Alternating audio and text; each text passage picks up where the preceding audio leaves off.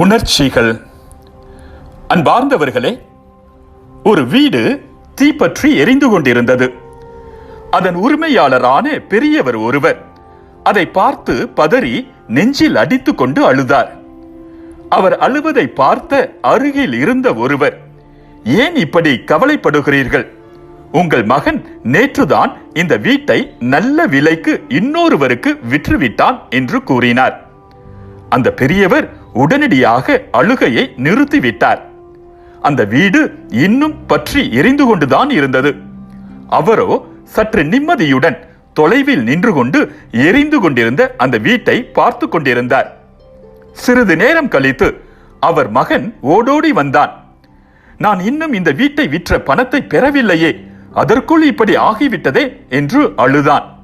அதை கேட்டதும் அந்த பெரியவர் மீண்டும் அவனோடு சேர்ந்து அழத் தொடங்கினார். அன்பார்ந்தவர்களே, சந்தோஷம், துக்கம் என மாறி மாறி வரும் இரண்டு உணர்வுகளும் அதை சுமக்கும் மனிதர்களாகிய நம்மை தாக்குகின்றன. அந்த வீடு முன்னரும் எரிந்து கொண்டிருந்தது, பின்னரும் எரிந்து கொண்டிருந்தது. அந்த பெரியவர் தான் கேட்ட செய்திக்கு ஏற்ப அழுதார், அழுகையை நிறுத்தினார், மீண்டும் அழுதார். எல்லா பிரச்சனைகளும் நமக்கு வெளியே நடந்து கொண்டிருக்கின்றன. நாம் தான் பிரச்சனைகளுக்கு அருகில் நின்று அழுது புலம்பிக் கொண்டிருக்கிறோம்.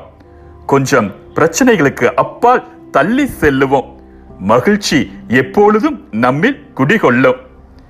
விழிப்பாயிருந்து உன் இதயத்தை காவல் செய், ஏனெனில் அதனின்று பிறப்பவை உன் வாழ்க்கையின் போக்கை உறுதி செய்யும்.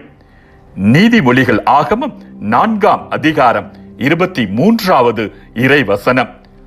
மீண்டும் மற்றொரு சிந்தனையோடு உங்களை சந்திக்கும் வரை விடை பெறுகிறேன்.